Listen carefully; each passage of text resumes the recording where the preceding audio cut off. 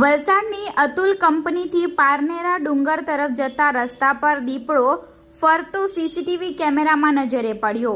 છેલ્લા ઘણા દિવસોથી અતુલ અને પારનેરા ગામની સીમમાં દીપડો ફરતો હોવાનું અવારનવાર જોવા મળ્યું છે, જેમાં ખાસ કરીને અતુલ કોલોનીમાં દીપડો ફરી રહ્યો છે અને આ દીપડાને પકડવા માટે વલસાડ વન વિભાગે અતુલ કોલોનીમાં 3 જગ્યાએ પાંજરા ગોઠવ્યા છે।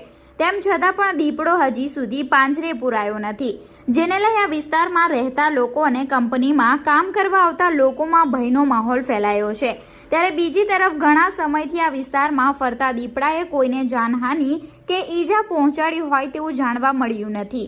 અતુલ ગામમાં જંગલ વિસ્તાર હોય અને નજીકમાં પાર નદી વહેતી હોવાથી શિકાર માટે દીપડો અહીં આવી પહોંચ્યો હોવાનું પણ અનુમાન લગાવાઈ રહ્યું છે। છેલ્લા ઘણા દિવસોથી આ કદાવર દીપડો અતુલ પારનેરા ગામની સીમમાં ફરતો હોવાનું જાણવા મળ્યું છે, જેમાં દીપડો અતુલ કંપનીના ગેટ તરફથી પારનેરા ડુંગર જવાના રસ્તે સીસીટીવી કેમેરામાં કેદ થયો હતો અને જોતજોતામાં દીપડાનો વિડીયો સોશિયલ મીડિયામાં વાયરલ થયો હતો। આ અગાઉ પણ દીપડો અતુલ કોલોની વિસ્તારમાં લટાર મારતો જોવા મળ્યો હતો। ત્યારબાદ ફરી આ દીપડો અતુલ ગામમાં જોવા મળતા લોકોમાં ભય ફેલાયો છે। ત્યારે આ દીપડાને વહેલી તકે પાંજરે પૂરવા માટેની કામગીરી વન વિભાગ દ્વારા કરવામાં આવે તેવી લોકોમાં માંગ ઉઠવા પામી છે।